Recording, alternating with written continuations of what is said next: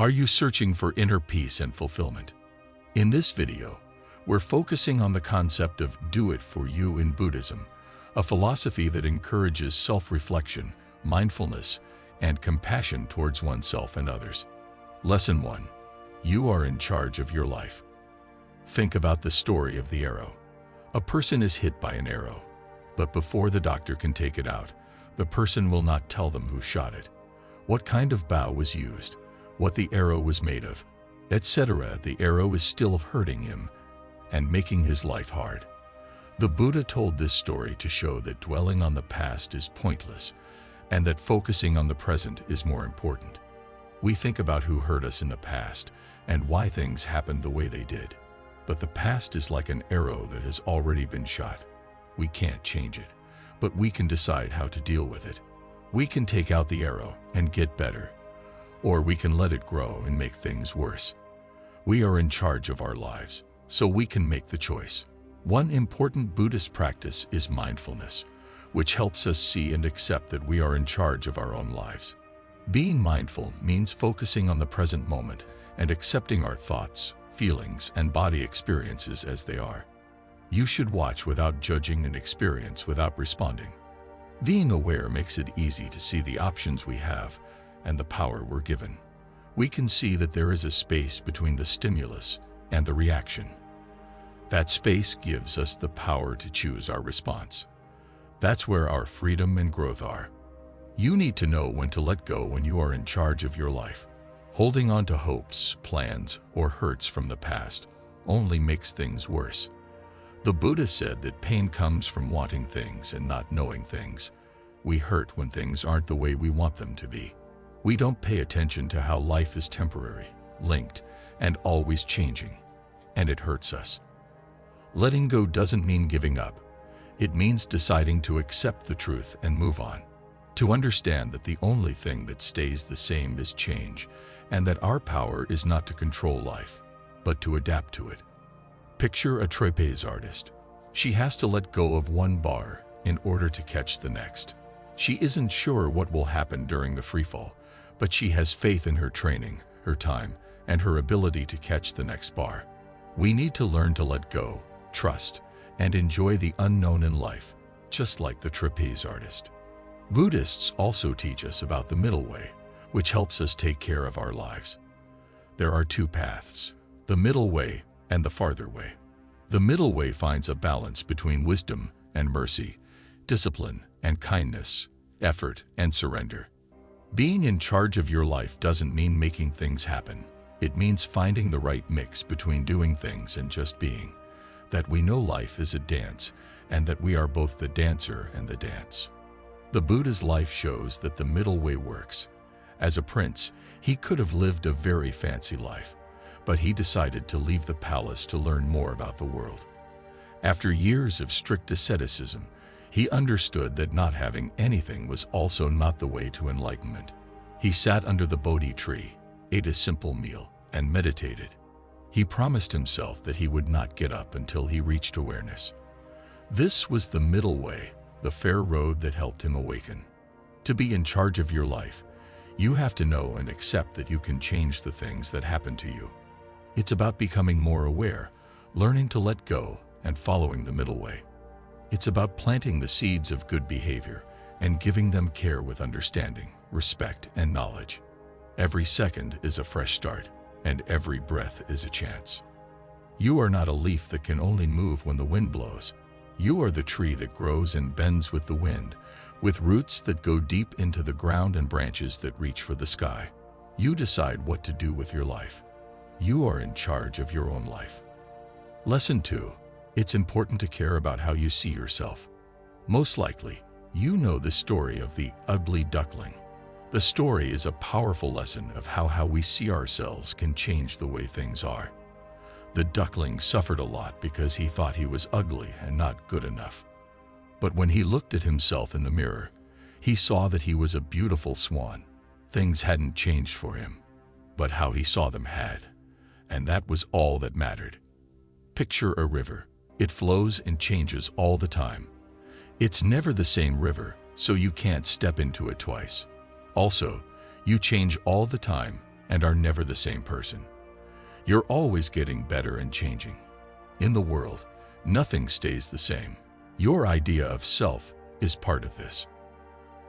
Holding on to a fixed sense of self can make you hurt.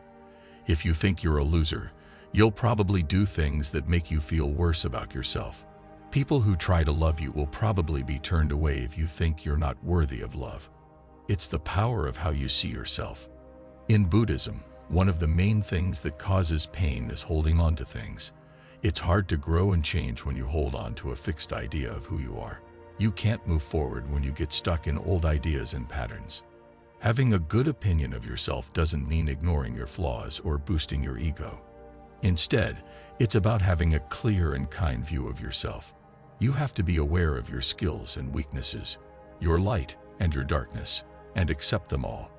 Practicing mindfulness is a strong way to improve how you see yourself. Look at your feelings and thoughts without judging them. This will help you understand the stories you tell yourself about who you are. You can begin to see the ideas and patterns that shape how you see yourself. Mindfulness can help you change bad ideas about yourself and replace them with more positive ones. It is possible to learn to see yourself clearly and with kindness, recognizing your skills and accepting your weaknesses. Listen to what you say to yourself. When you talk to yourself, do you be kind and compassionate, or do you criticize and judge yourself? How would you talk to a close friend if you talk to yourself that way? If not, you need to change the way you talk to yourself. Set aside time to work on your right speech.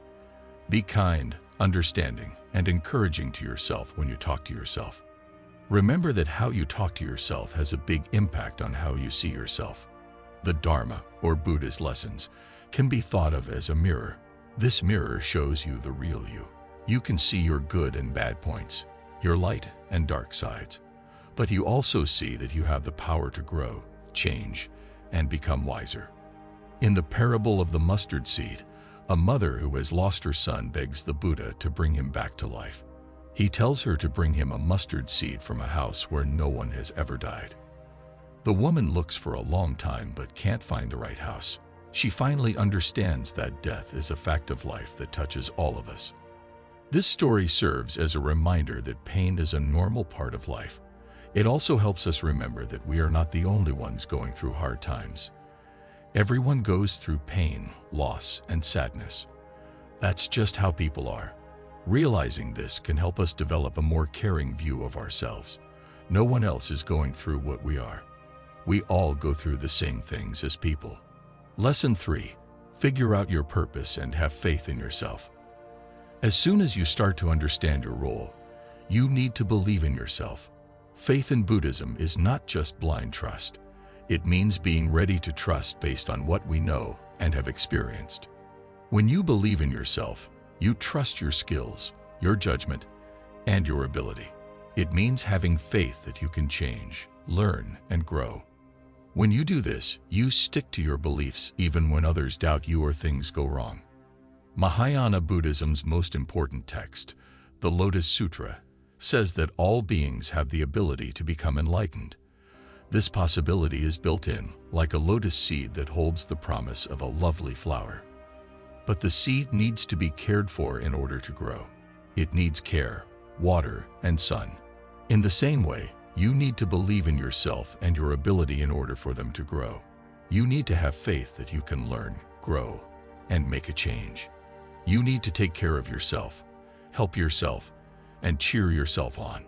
Self-doubt often gets in the way of having faith in oneself. Remember that ideas are not facts. That voice is telling you, you can't do this. You're not good enough. You'll fail. It's not true just because you think it is. Buddha said that our thoughts are like horses that run wild. They get away with everything and follow every whim and taste. We can tame the wild horse of the mind, though, if we are patient, kind, and strong. We can steer it instead of letting it pull us along. A big part of self-faith is being kind to yourself. Being kind, understanding, and patient with yourself is what it means to practice.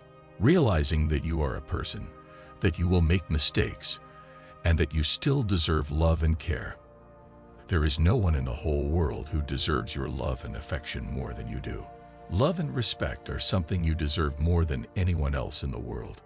Being kind to yourself doesn't mean making excuses or avoiding taking responsibility. It means realizing that you're doing your best, that you're learning and growing, and that you deserve help and kindness. You don't get to where you want to be when you figure out your reason and believe in yourself. Every day, with every decision, action, and thought, you walk this path. You can learn new things, grow, face challenges, and succeed on this road. Remember that the Buddha wasn't always wise. He looked for things just like you. Like you, he had doubts. Like you, he did wrong things. He believed in himself, though. He had faith in his abilities. He took one step at a time along his path. What we think makes us who we are. Joy is like a cloud that never goes away when the mind is clean. Lesson 4. Put in effort and be clever about it. A big part of the Buddhist way is working hard.